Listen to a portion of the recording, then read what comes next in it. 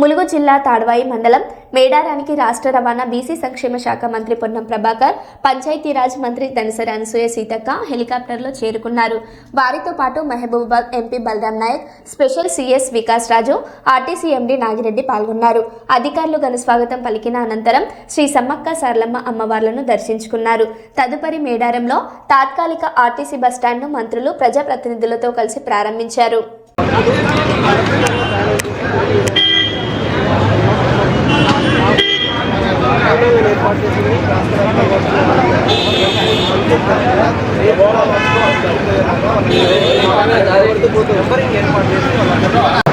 2026 జాతరకు సంబంధించి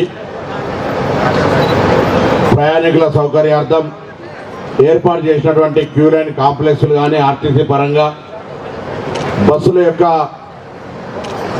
ప్రయాణికులకు ఏ విధంగా సౌకర్యం ఏర్పాటు చేసినటువంటి అంశం మీద ఈరోజు ఇక్కడికి వచ్చి క్యూ లైన్లు ప్రారంభోత్సవం చేసుకోవడం జరిగింది.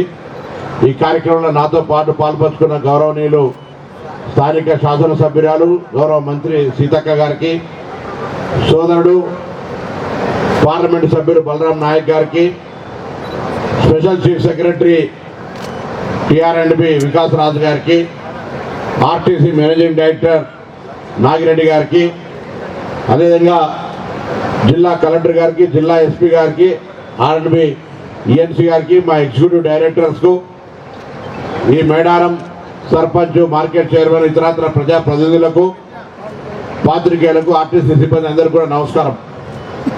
ఈరోజు సమ్మక్క సారలమ్మ జాతర 2026కు సంబంధించి రవాణా శాఖ తరఫున ఆర్టీసీ బస్సులన్నీ ఉత్తర తెలంగాణ, హైదరాబాద్తో సహా అన్ని ప్రాంతాలు 51 కేంద్రాల నుంచి దాదాపు 4000 బస్సులను ప్రణాళిక చేయడం జరిగింది.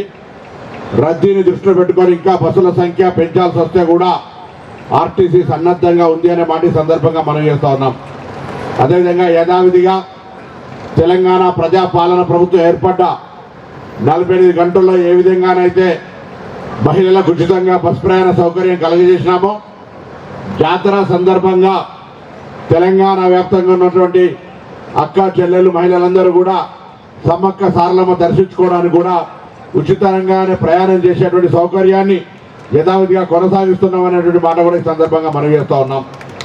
అదేవిధంగా ఎక్కడ కూడా ఇబ్బంది రాకుండా ఉండాలని 51 కేంద్రాలు బస్ అక్కడ ప్రజలకు ఎక్కడానికి, ఇంకా మిగతా ప్రాంతాల్లో కూడా అక్కడ స్థానికంగా ఇదే విధంగా చిన్న స్థాయిలో మరి క్యూ లైన్లు కానీ, షెల్టర్లు కానీ, ప్రయాణికులను అన్ని రకాల సౌకర్యాలు అక్కడ ఉన్నటువంటి వాష్రూమ్స్తో సహా అన్ని రకాల ఏర్పాట్లు చేయడంతో పాటుగా మేడారం జాతరలో ఆర్టీసీ బస్సులోనే ప్రయాణం చేయమని చెప్పి తెలంగాణ ప్రభుత్వ పక్షాన కోరుతా ఉన్నాం. సొంత వాహనాలు వస్తే చాలా దూరం ఆగుతారు, నడవాలి, అనేక రకాల ఇబ్బందులు ఉన్నాయి. ఆర్టీసీ బస్సులో వస్తే గద్దెలకు దగ్గరగా బస్సుల్లో రావడానికి అవకాశం ఉంది. తప్పకుండా మీ సేఫ్టీకి సంబంధించి కూడా ఆర్టీసీలో చాలా యాక్సిడెంటల్ రేట్స్ చాలా తక్కువ, రక్షణ ఎక్కువ, కాబట్టి ఆర్టీసీ దొరకబట్టుకునేటువంటి అవకాశం ఉంటుంది. కాబట్టి ఈ యొక్క ట్రాక్ పిల్లల జాతరకు తీసుకొచ్చే ప్రతి తల్లిదండ్రి మీకు అందుబాటులో ఉన్న పోలీసుని కానీ, ఆర్టీసీని కానీ అడిగి ఈ ట్రాక్ తీసుకోవాల్సింది నేను ఈ సందర్భంగా కోరుతాను. మరి ఈరోజు జాతరకు ముందస్తుగానే దాదాపుగా అన్ని పనులు కంప్లీట్ చేసుకోవడం జరిగింది.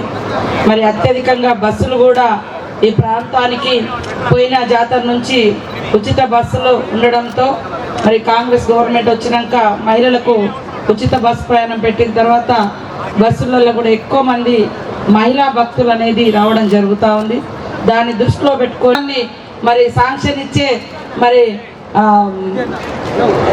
మంచి శక్తిని ఆ సమ్మక్క సారలమ్మ మా అన్నగారికి ప్రసాదించాలని మరి ఆ సమ్మక్క సారలమ్మ పగడిద్దరాజు గోవిందరాజులను కోరుకుంటూ సెలవు తీసుకుంటా ఉన్నాం. కొద్దిగా హడావిడి ప్రోగ్రాంతో అందరినీ మనము ఇక్కడ అధికారులు కానీ, ప్రజాప్రతినిధులు కానీ ఇన్ఫర్మేషన్ చేసినందుకు వారికి ధన్యవాదాలు. అదేవిధంగా మినీ డిపోస్ కూడా శాంక్షన్ చేసినందుకు ఇవ్వాలని వారికి ధన్యవాదాలు. మేడారం జాతరలో దాదాపుగా ఎన్నో సంవత్సరాల నుంచి జాతర వచ్చినప్పుడే మనం డిపో బస్సు సౌకర్యాలు ఇవ్వడం జరుగుతుంది. కాబట్టి ఈసారి తప్పకుండా రెగ్యులర్గా బస్సులు రావడానికి సౌకర్యం ఇవ్వాలని గౌరవ మన ప్రభాకర్ అన్న గారికి, అదేవిధంగా ప్రతి ఒక్క డెవలప్మెంట్కు ప్రజెంటేషన్ ఇస్తూ గవర్నమెంట్ వెంట